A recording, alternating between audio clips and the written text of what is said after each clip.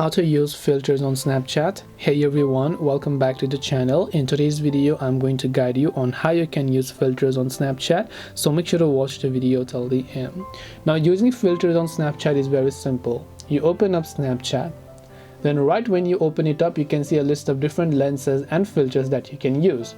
Now, if you want to browse through all or any custom type of Snapchat filters, you can tap the search bar from the bottom right. Here you can simply search for the type of filter, and here you should be able to see all the trending filters that are currently trending.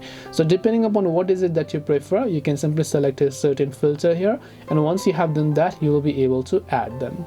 This way you should be able to use filters on Snapchat. Hope this video was very helpful. If you have got any more questions, then feel free to also leave them down in the comment section below.